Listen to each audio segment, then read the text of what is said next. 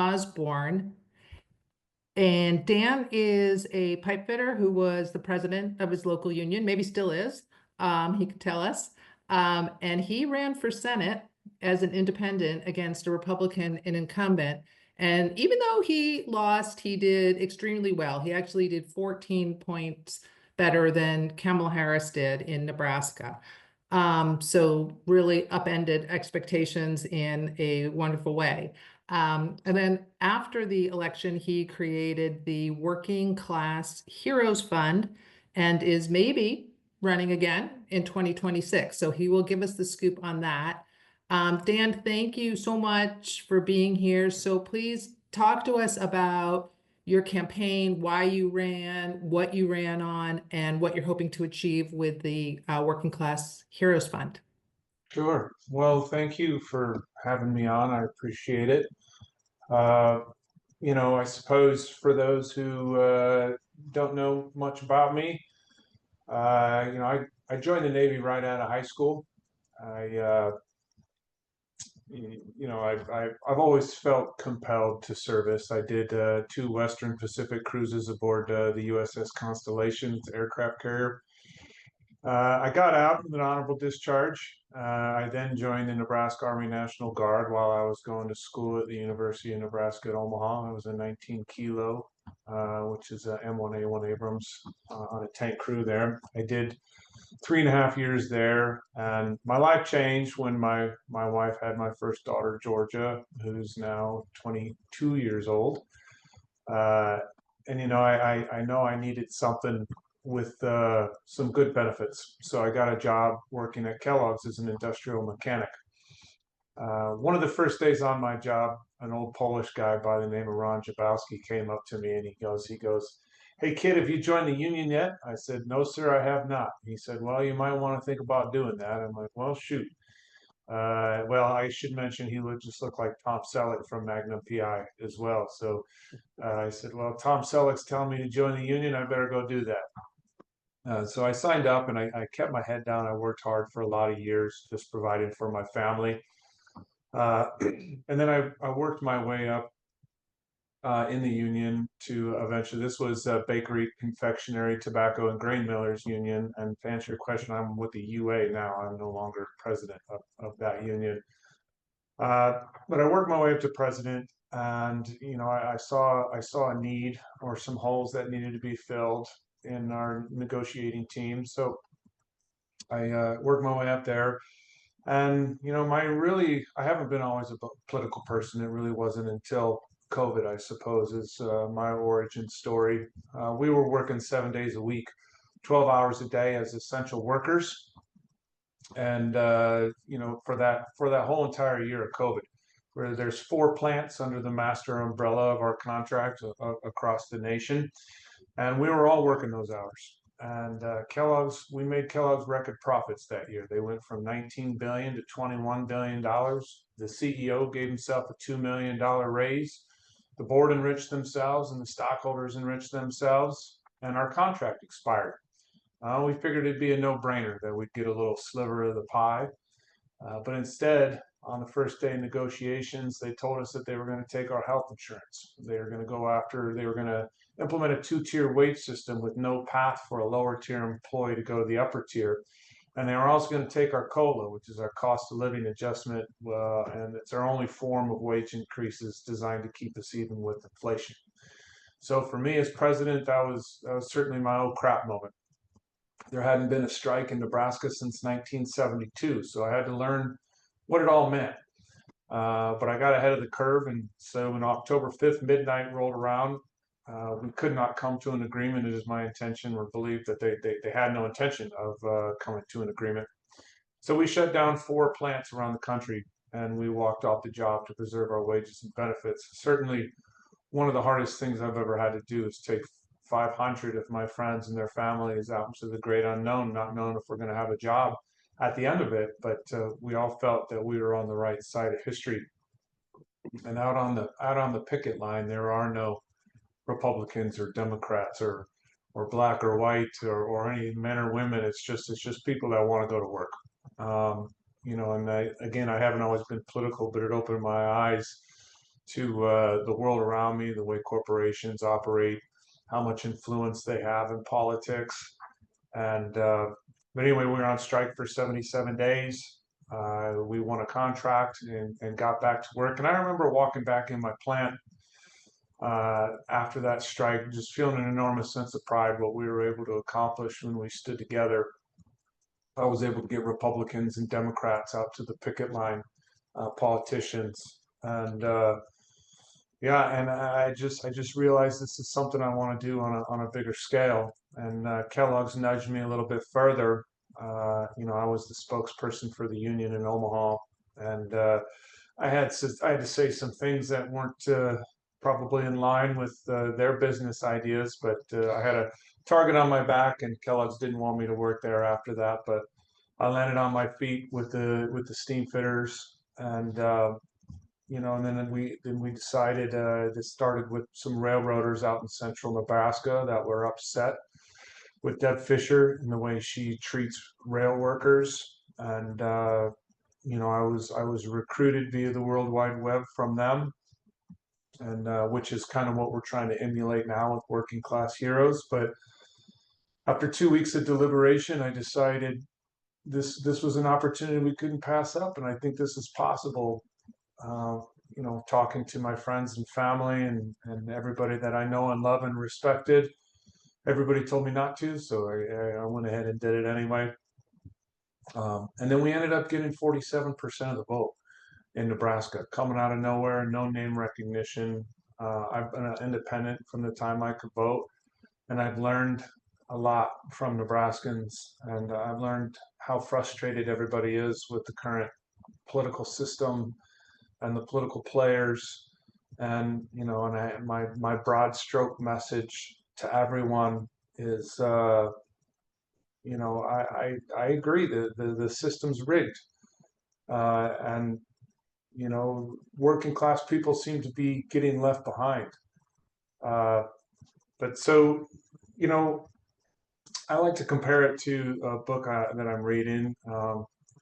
Part of the book I'm in right now is they're in the year 1890, and during the robber barons, five families controlled more wealth than 50% of the people in this country. And you fast forward to today, and it's really no different.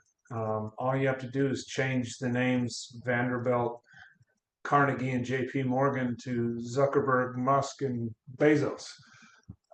And so, what did the people do in 1900 at the turn of the century? Well, they formed unions. They struck their employers. They held rallies. They made music. And then they started to elect people like Woodrow Wilson, Teddy Roosevelt, who championed antitrust and anti-monopoly laws to create an even playing field um, for people to get ahead. And that's the broad stroke message of this campaign. It's two parts. It is to stop this transfer of wealth that we've seen in this country. In fact, $50 trillion from 1980s migrated from 90% of the middle class to the top 0.5%. Biggest migration of wealth in human history. And so the only way we can compete and to get back on track is antitrust, anti-monopoly laws. And the second part to that is campaign finance reform. It shouldn't cost $100 million to run for a U.S. Senate in Texas, Montana, and Florida, and $1 billion for president. This is what I found really hits home with most people on both the left and the right is the fact that our elections are run by money. It's run by corporations in the form of Citizens United. It's run by special interests. And until we can correct that, we're just going to keep getting more of the same. And we started an exploratory committee into running against Pete Ricketts here in Nebraska. I think he embodies everything that's wrong with politics that I'm talking about, that I've always been preaching in 2024. He comes from a billionaire family. In our estimate, they've spent close to $90 million affecting Nebraska politics. if you sneeze wrong, he'll throw $100,000 against you in a primary, and you won't work in Nebraska anymore. And but we think he's vulnerable. We've polled Nebraska.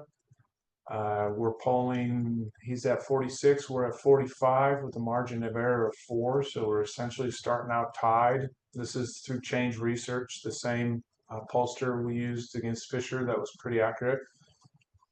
So I think now 2026 is really the time. I think there's some huge opportunities. I think there's opportunities in rural areas to talk to farmers and ranchers and people in industry and really labor all around the country.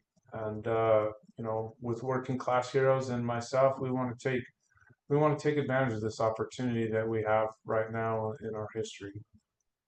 And I can open it up to questions. If there's something I missed here. Key issues I see for Yeah, farmers. You go want me to ahead, go ahead start and with that answer one. that? Mhm. I think it's a few things, well, it's the Farm Bill. We're still on extension from 2018. Crop prices, grain, bean prices are out of date. Crop insurance is out of date. We need to keep our farmers profitable, plain and simple. And so, they see both sides not getting anything done. We're at this like winner take all mentality where we're operating from the end zones. That if we have a winner, that means you have to have a clear loser. I hate that. I think two things can be true at once, right? We can lift all the American people up. It doesn't have to be one side or the other. So I try to bring a message of unity and a message of let's just come together and put some of our differences aside and at least maybe just come together as people again and just start talking and stop fighting. But secondly is right to repair. I found is a big issue with ag. If you own something, you should have the right to repair it. That's it, plain and simple. You used to be able to take, and it's spilling into all industries, especially electronics. You used to be able to take the back of your phone off, replace your battery for $50. Your phone's good for another 2 years. Now you can't do that. That's right to repair. You have a whole junk drawer full of $800 to $1,000 phones. Printer ink's a good example. It's almost cheaper to buy a printer than it is to replace the ink. That's right to repair. And with the farmers, it's John Deere made their equipment proprietary. So it's almost essentially like having to take your equipment to the dealer to get it repaired. So it's extremely expensive. And as far as sustainable farming, profit in farming is one of the three main pillars. And well, tariffs too. They definitely we have to include tariffs in that currently. In 2024, it wasn't an issue, but it certainly is now. And I'm finding a lot of farmers are still kind of like let's wait and see. They don't necessarily like what they're seeing, but they still think that Trump's the art of the deal, and they're eventually we'll be better off than we were. So although I do hear some dissent, I still believe the majority of them are behind this administration currently. Let me invite others to raise your hands or post questions in the chat, and I'll just sort of broaden out. Someone just asked about what are farmers most interested in, but more generally, what were you hearing the most about when you were running in 2024? What were the other top concerns? Yeah, it was usually the economy's first. As far as inflation was high due to, there's a lot of variables due to COVID. I talked a lot about holding corporations responsible as far as being able to, cut into the national debt and be able to cut taxes and not have to cut like we're seeing Doge cut really deep, especially in the veterans and USAID and these other things that we're seeing cut that we should, as this country, take pride in and still fund. And, it's 55 multinational corporations that funnel their profits overseas. They park it there. They don't repatriate it. therefore they don't pay any taxes. Amazon, Apple, Nike come to mind, and it's about, again, it's not playing Robin Hood, stealing from the rich and giving to the poor. It's about a fair share. I pay my fair share. I know I pay my fair share. I get killed in taxes every year. My wife and I sit in the kitchen and do our taxes, and every year my throat drops to my stomach, and I feel disgusted. And at a time where everything's exponentially more expensive, our housing, our utilities, our groceries, everything's going up. It's hard to live paycheck to paycheck, and that's where I get down on people's level when I travel the state, and I like being the messenger of I call it paycheck populism. I get a paycheck on the 1st and the 15th. I know how much goes in and I know how much goes out, and healthcare was a big one too. Healthcare is included in that. I don't go around preaching universal healthcare for all, but I do talk to people and I say, look, I talked about my paycheck, and my daughter just had an emergency appendectomy. She's fine now. She's recovered, but now that chunk of my paycheck that has to go out, now I have to take some of that and pay my medical bills, unforeseen medical debt. And then of course my son's tires go flat, and then everything else compounds, and life is just getting harder and harder because your dollar doesn't stretch near as far. So we have to talk about tax laws, and we have to talk about uh, healthcare that everybody can afford on whatever tax bracket they're in. Yeah, Erica, paycheck populism sounds like a really, yeah, really that's good great. way to talk about it. I mean, I it see a kind of gives the couple of lie to like the right-wing populism. And certainly Trump's not going to be able to talk about paycheck populism, right? Right. So that makes a lot of sense. Sorry, Anthony, were you trying to get my Yeah, attention? I was just trying to say that there's a couple in the chat that I mentioned. One is a quick one. Bryce asks, had you won in your Senate run, were you planning to caucus with Democrats? And if so, or if not, if you'd give an explanation. And then there's also a request for more information about your organization, kind of exactly what do you do? Are you recruiting candidates? Are you getting support? But starting with the what would you have done if you had won? Yeah, I was planning on challenging the system. I kind of thought to myself when I was watching the State of the Union speech, how everybody separates onto either side. I was like, I'll bring a lawn chair and sit right in the middle of the aisle, see what happens. But certainly, the last independent senator from Nebraska was George Norris. This was in the 40s, so it was a hot minute ago, but he didn't caucus with anybody his last term, and he was arguably an effective senator. He created the nonpartisan unicameral that we enjoy in Nebraska today, that I think people could certainly take notes off of.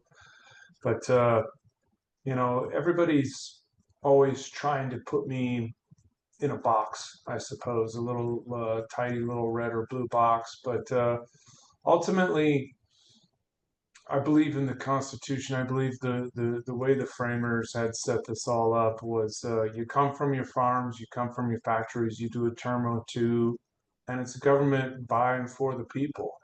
And right now, I don't want to work for a party boss. I don't want to work for corporate donors. I don't want to work for special interests. I want to work for the people who would have elected me to go there.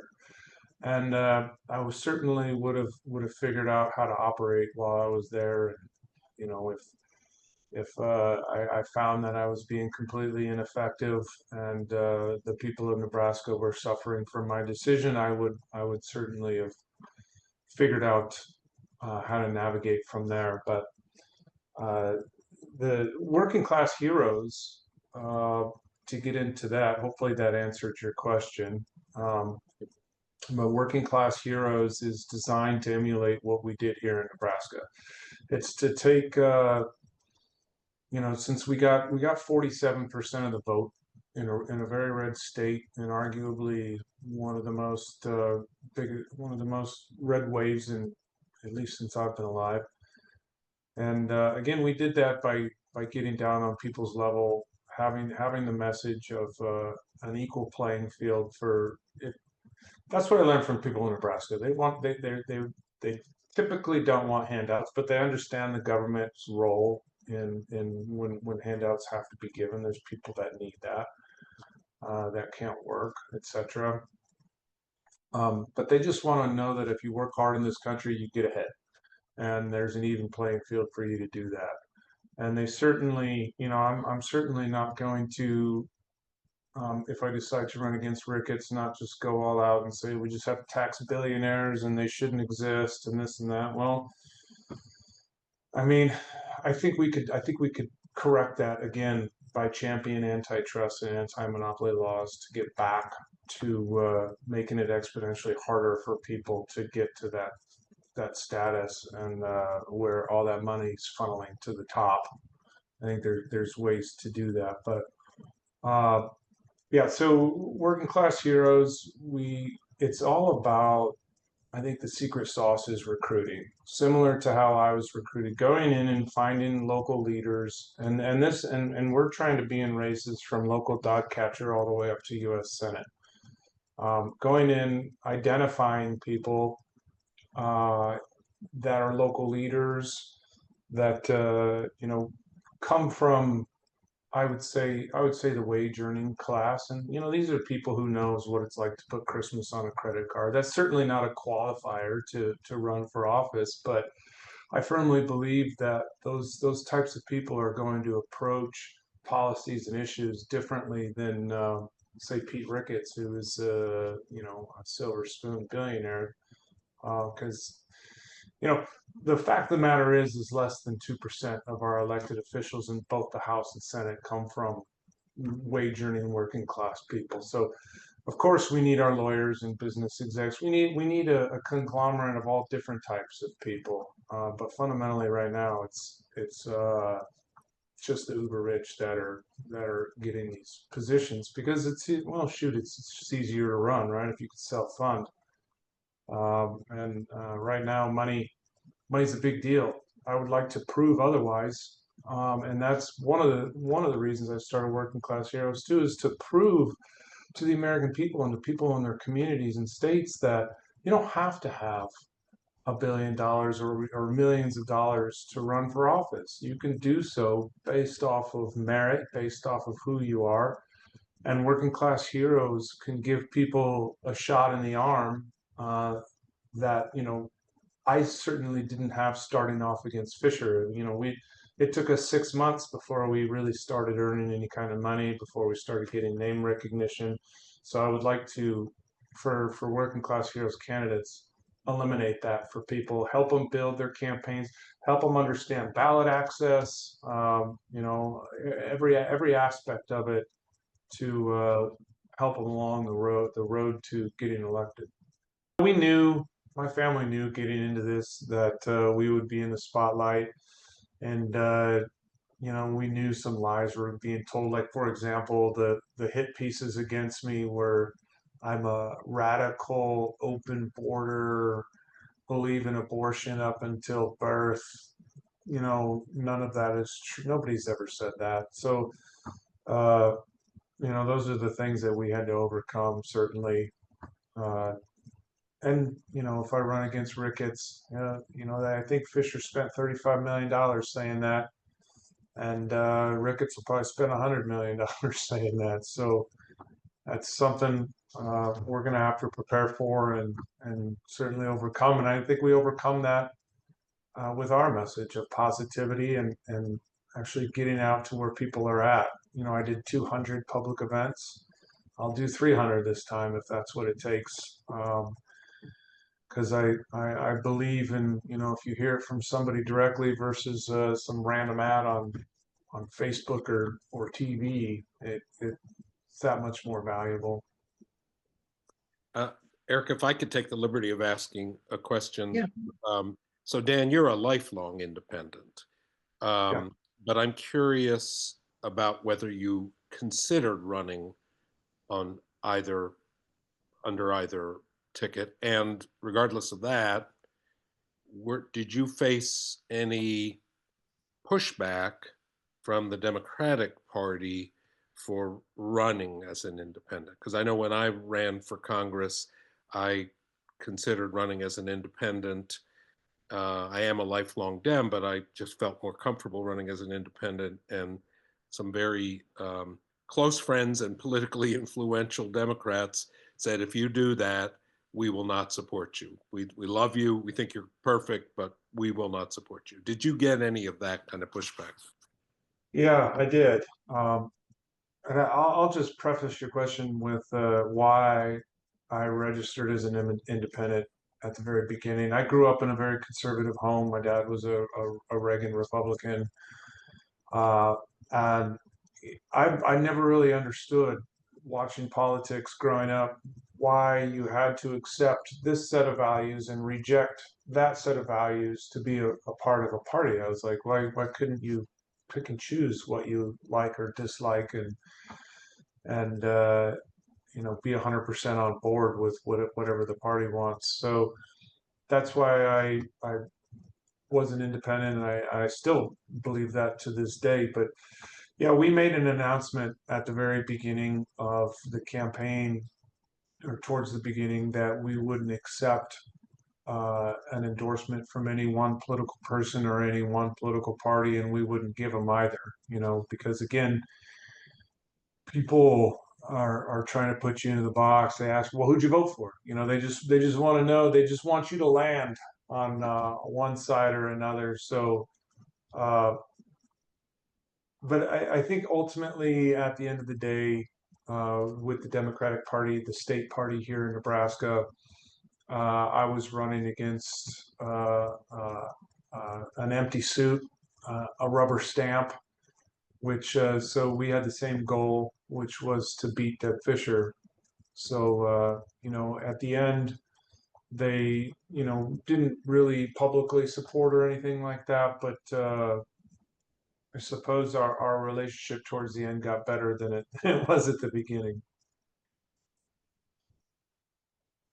Folks, I want to remind you, you feel free to raise your hand and ask your question in person too, if you like. In the meantime, let me ask sort of on a related subject. So you've talked a lot about, you're an independent and you're all about unity, and, bridging the differences and focusing on where there's common ground.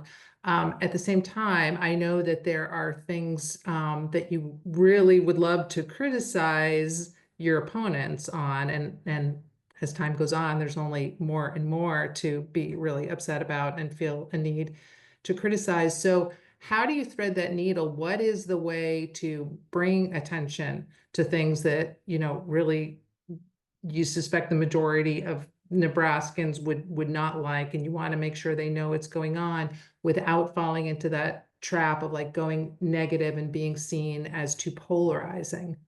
Yeah, yeah. Well, against Fisher, but I suppose that's sticking to the issues and sticking to policy and talking through with people, listening to them, and try to come up with solutions together, right? Because I believe that's the way this is all supposed to work. Uh, and then it's very easy to bring everything back to my core message, which is getting the money out of politics. For example, running against Fisher, uh, 4 of her top 11 donors were Class 1 railroads.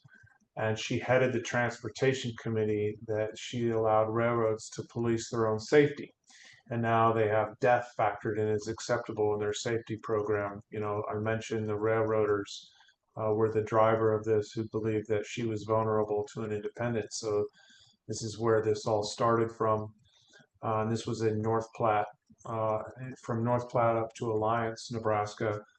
Uh, and then we had 5 or 6 train derailments in the time that I was running against Fisher. So this is what you get, right? You get somebody who's going to take the corporate money and do the corporate bidding. And again, it doesn't matter what side you're on. I don't think anybody thinks we should be governed that way. I think I saw a question come on the border, and what's Nebraska think about immigration? I think most everybody feels that similar to me, which if we don't have a border, we don't have a country. So yes, we should be enforcing our border. It's a two-way street, though, right? It's not just about people. It's about, well, sex trafficking. It's about the fentanyl and the drugs, but it's also about the firearms going back down south and arming the cartels. It's a two-way street, and it is part of keeping the country safe. But immigration, I watched a thing that came across my feed the other day, a debate between Ronald Reagan and George Bush. They were talking about immigration, not too dissimilar on how we're talking about immigration today. This isn't a new issue. This has been an issue since I've been born. And so that begs the question: why hasn't anything been done? Everybody knows that it's a problem, it's an issue, and they run off of it every election, but not yet nothing gets done. Well, going back to the donors, there's a monopoly on meat packing here in Nebraska. Deb Fisher takes the money from the meat packers, and those are the ones who benefit from an open border and an immigration policy that is exponentially harder for people to have a pathway to citizenship, and they can exploit labor, continue to enrich themselves, and those are the ones that can afford to buy a congressman or a senator. So that's the level of corruption that we're at, and it's frustrating, but that's I believe when I'm out talking to people, that's certainly what resonates with folks. I hope I answered the question. Yeah, Sometimes I yeah. feel like I ramble. I No, apologize. not at all. Patricia, why don't you go ahead? Yes, I put in a comment in the chat about ranked choice voting as a way to break the primary system. And I think that the time has come that that is the only pathway for independents to be able to break this two-party system, because the primary system is what keeps that two-party system going. It favors the incumbents always, and it chooses the candidates rather than the voters. So we're trying to do it in Virginia. It's something that you don't have to change the Constitution. It's not that hard to do. And every locality can look into it and put candidates forward that the voters want to see run. And that in Alaska, it worked for Lisa Murkowski. That's how she kept her seat in the Senate. Otherwise, Sarah Palin would be in that seat today. If the primary system had been used, she wouldn't have won. They tried to primary her out. So I see that as the pathway, and I do agree, independents are the largest group, and they don't like either party. And that's the future, is we've got to build the independence, but not in a way that disrupts the system, but as an easier evolution transition. And I think ranked choice voting is the way to do it. Yeah, I agree 100% with you, Patricia. That it's electing candidates based off of their principles, right? Not parties, and how they stand on issues. And I very seldom run into people in my electorate that will agree with 100% of everything that I say, and I wouldn't expect them to either. But I think what I hope everybody will understand about me, that I try to talk to people about, is that I'll listen to you, and whether even if we agree, I firmly believe that there is a compromise in almost every single issue that exists, that we can find to work together, and I suppose if you piss off both sides, that's a good compromise. I've been married for wait, let me get this right, 24 years, so I understand what it means to compromise. But yeah, ranked choice voting, that's right up there with it. And I think with the advent of ranked choice voting, if we could get that in the predominant way of our elections, we're going to get Citizens United, I preach a lot about that, but that's a Supreme Court ruling, right? We're not going to be able to just snap our fingers or have an executive order and get rid of that. There's certainly some things we could do on our state levels to help combat that, but ranked choice voting is a big one. And if that was implemented, we could make it so unpopular that if you take special interest money or corporate PAC money, that you simply wouldn't get elected because people are going to know you're bought and sold. So Right. yeah, I agree with that. Thank you. And Thanks, Patricia. there's a suggestion for you in the chat and a question. The suggestion's from Sally. She said it would be great if you would go to the American Promise Leaders Gathering. American Promise Leaders Gathering in DC. Maybe Sally can post some information. She says it's a nonpartisan group attempting to get all the states to pass resolutions that would allow states and Congress to write their own election laws around money and politics. Oh, Basically overturning. I don't know how that would stand up once it went up to the Supreme Court, but that sounds worth doing. The question is from Monty. He asks, what are the main things that are keeping farmers from being profitable? And what did farmers tell you that they thought the government should do to help them be profitable? yeah, the thing that, well, again, it's outdated crop insurance in the Farm Bill. That, and they're very aware of, I mentioned the antitrust and anti-monopoly laws. So everything from the chemicals that we use on our crops, the pesticides, to the fertilizer, to the seed themselves, again, to the right to repair, there's a monopoly on these items. So without competition, there's nothing to bring down costs, and so they have no choice but to pay what it costs for these seeds because there's no other place to go to get these items, especially when it comes to growing ethanol or corn for ethanol. And I think a lot of them think that even if these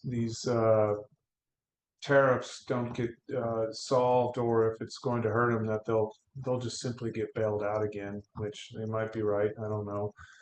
I don't really think that's the way our country should be conducting business, but that's neither here nor there currently. But yeah, and I think that's it. I think it goes down to the cost of doing business for them isn't there's no competitive markets, and that includes ranching. You can only take it to specific meat packers, smaller farmers and ranchers. It's getting exponentially harder for people to get into the business because it is so expensive to get into it. I met so many young people that really were trying to break into it, but they couldn't get loans to buy the land and all the equipment that they would need to get into farming. And that just sucks. That's the that's the American way. And I think I don't quote me on this, but I was reading that in, I believe it's 12 to 14 years, we're going to have a shortage of people that want to farm, and 2% of the population feed the rest of us. So we have to protect that industry at all costs. How about we go to Walter?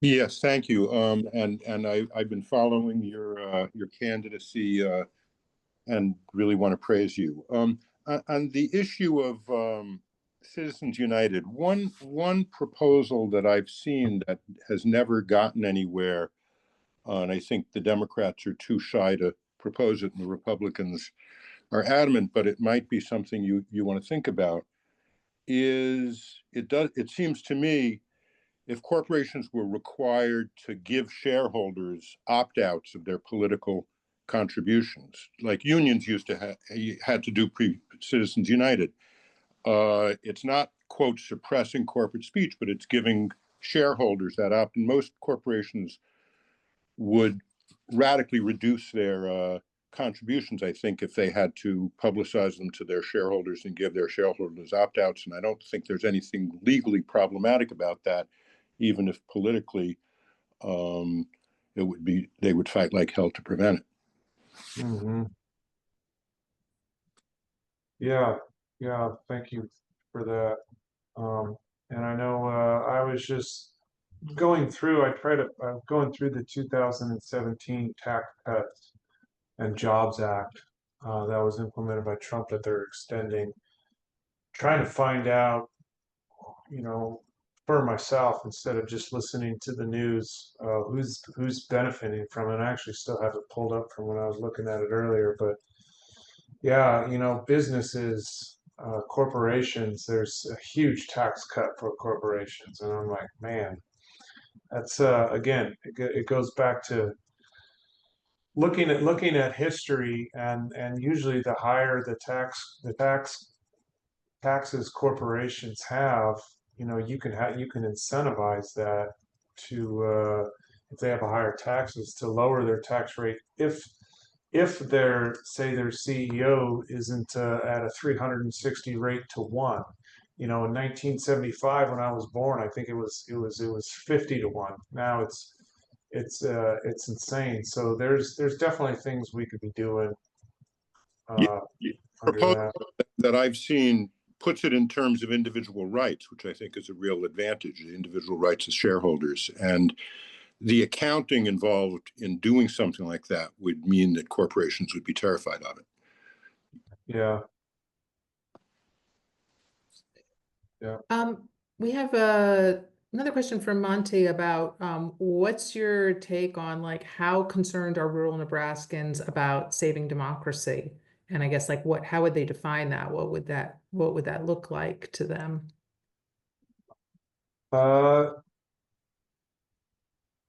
There's definitely a lot of people that are concerned about that. Again, I think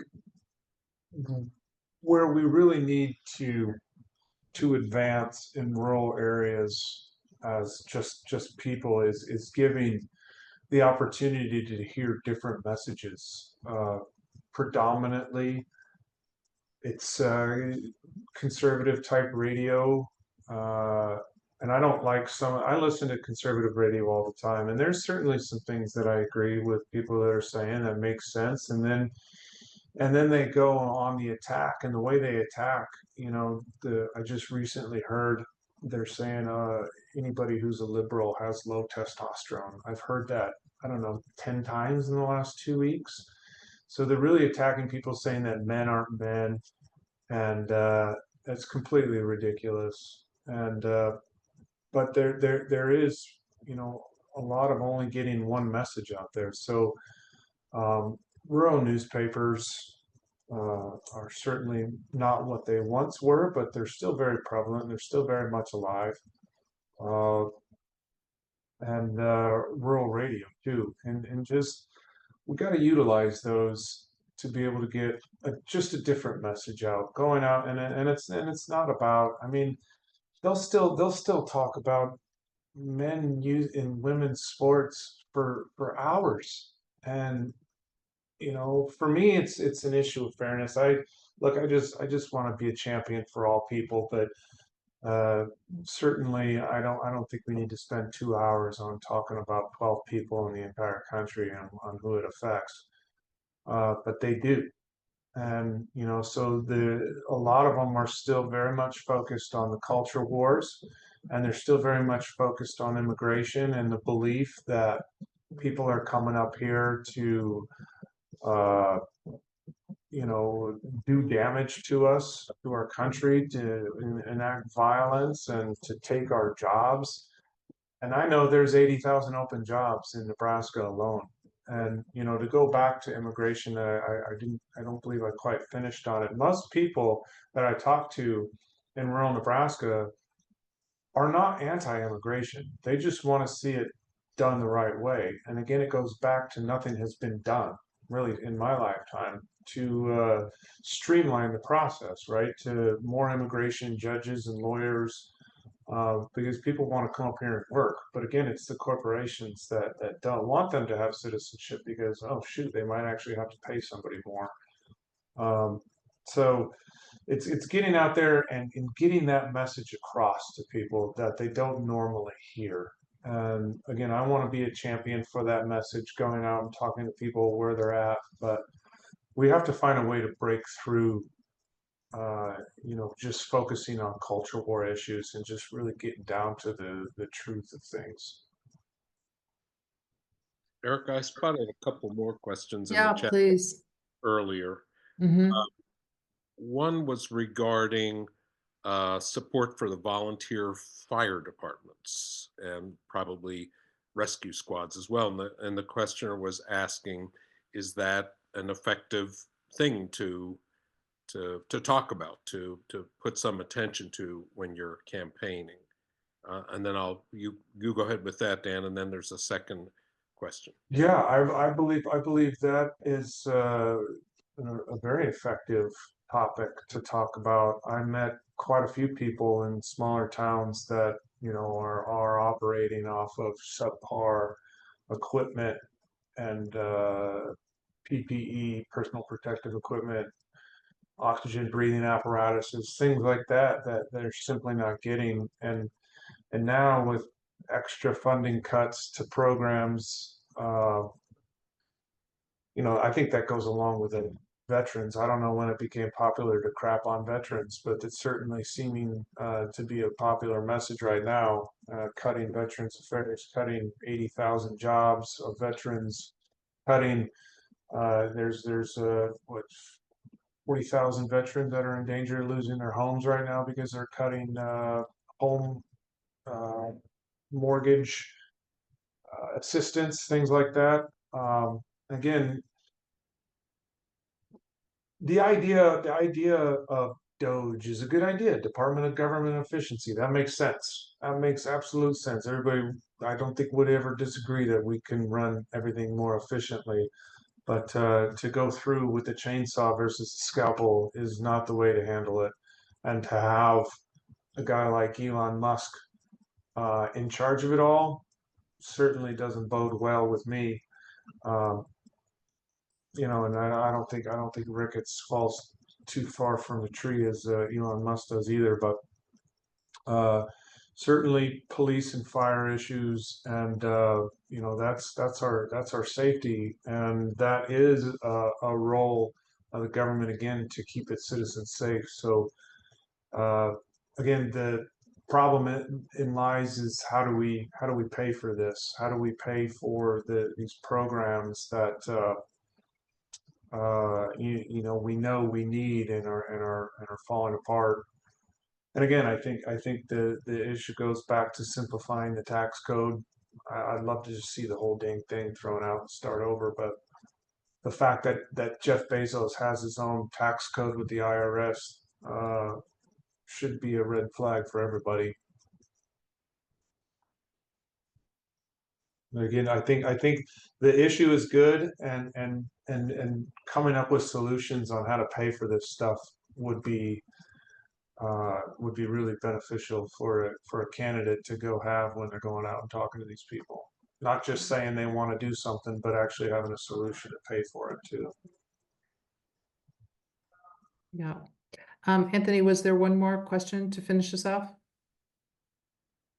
Yeah, it was about government overreach. Somebody asked if you, I guess, when you were campaigning, talking to folks, did you hear that a lot? Trope was still. Yeah, nobody. Well, not too many people like government mandates, right? And that's where you get into, you know, the pro-life, pro-choice issue. For me, I was in Columbus, Nebraska, campaigning at Columbus Days, and I sat down at a picnic bench with a table of everybody had their pro-life T-shirts on, and I sat down. I told them who I was. I was running for U.S. Senate because I figured, I know I'm probably not going to agree with them, and maybe we're all going to leave each other angry. I don't know. But I still want to talk to people and hear them. I want to understand where everybody's coming from on their issues. And they asked me, of course, the first thing they said is, "Are you pro-life?" I said, "Well, in my personal life, I suppose I would be. I don't think I would ever advocate as a form of birth control for my daughters or anybody I loved. It should be rare. It should be safe. But I also believe it should be legal as well. And I think it's a stripping of our rights as Americans. And if you strip that right, where does it end? You know, at the same swipe of the pen, you could say you don't have a right to own a gun anymore. It's a two-way street. And but as far as government mandates, yeah, I don't think ultimately people like them. And so I challenged them because they were like, "Oh, no, no, no, no, no." Of course, they were like, "No, we can't have that. It's got to have a complete ban." And I said, "Okay, is there a world?" And I challenge us to critically think about this. Is there a world where there's a compromise that could possibly exist? Because the way I see it is we're in this epic, unwinnable battle on both sides. That's going to go back and forth seemingly forever unless some sort of compromise can be given, right? It's either a complete ban or it's legal. Is there a middle ground? And four of them were like, "Nope, it's got to be a complete ban." And then the other ones started talking about it, and we started talking through it, and they're like, "Well, maybe there's something that if the woman has to listen to a heartbeat before she makes that decision. They might be able to get behind something like that." And I was like, "Well, at least we're talking about it." And I just needed people to understand that I'm willing to listen and talk about whatever the subject matter is, no matter how hard it is to talk about. And that gives me belief that there is some compromise somewhere in there. Thank you. That's a great story, and it's a great note to end on. It's inspiring what's possible when we step outside of our little red and blue boxes, as you call it. Yeah. So I want to thank you so much for being here and talking with us. And I want to make a couple announcements before everyone jumps off. One is to let everyone know that we have our monthly orientation and